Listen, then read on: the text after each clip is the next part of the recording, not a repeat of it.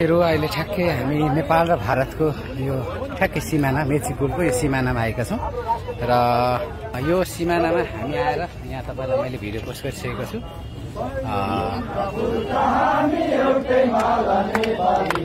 मेची महाकाली सयौं ढुङ्गा पुलका हामी एउटै माला नेपाली सर्वभौमै फैलिएका मेची महाकाली प्रकृतिका कोटि कोटि सम्पदाको आचल वीरहरूको रगत स्वतन्त्र र अचल ज्ञान भूमि शान्ति भूमि तराई पहाड हिमाल अखण्ड एउटा हाम्रो मातृभूमि नेपाल बहुजाति भाषा धर्म संस्कृति छन् विशाल अग्रगामी राष्ट्र हाम्रो जय जय नेपाल।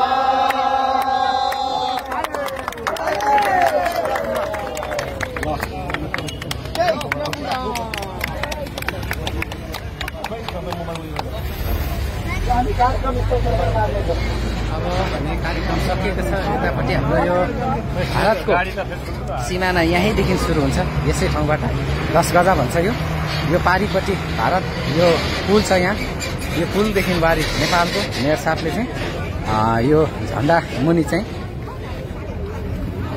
आफ्नो शिरलाई ढोकेर चाहिँ उहाँले पूर्व मेचीको नगरबाट चाहिँ यसरी अहिले चाहिँ उहाँले आफ्नो यात्रा सुरु भएको म जानकारी गराउन चाहन्छु साथीहरू।